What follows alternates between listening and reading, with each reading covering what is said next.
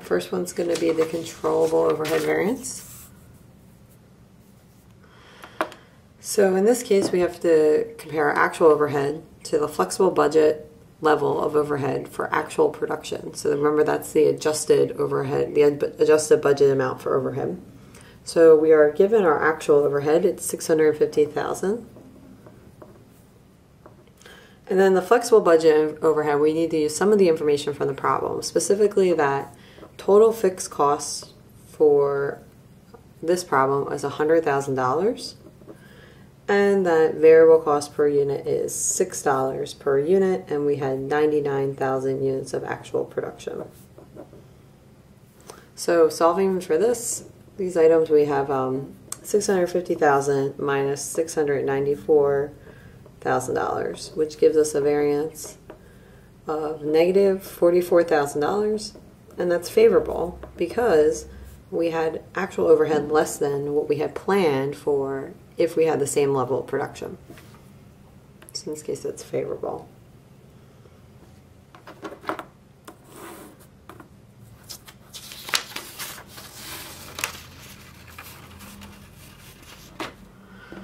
Turning to our overhead volume variance, we take our same flexible budget number of $694,000, and now we compare it to our overhead applied to production if we had just used that rate from the beginning of the year, which was $7, and that was given in the problem.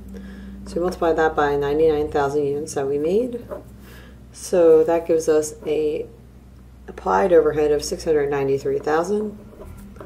Compare that to our flexible budget of $694,000, we end up with $1,000, and that's unfavorable because our flexible budget was higher than we had planned for if we had applied. But as we had spoken about before, this really is only a measure of the volume changes. So in the case of if volume is higher than you had expected, you're going to end up with an unfavorable variance, whereas if volume is lower, you would end up with a favorable variance. So there's not too much that can be gleaned from this variance other than that.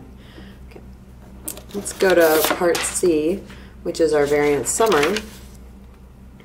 A variance summary is just a list of all the items together. So we have our materials price variance that we had, which was $70,000, and that's unfavorable. We have our materials quantity variance of negative $16,830, and that was favorable.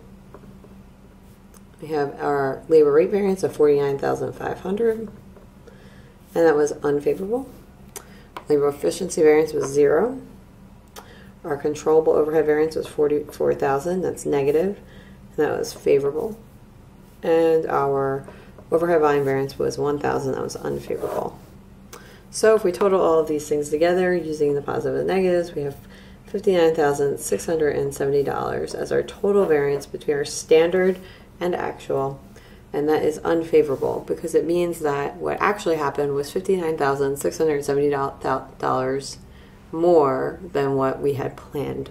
So the question asks, which ones would we look into? We would definitely investigate the first 5. We would not likely investigate the overhead volume variance because, as we had just said, that really only measures the difference in the number of units that you made. So you don't get too much from that variance, but we would definitely investigate the other ones. The labor efficiency variance may not need to be investigated because it is a 0. So you may be able to move on from that.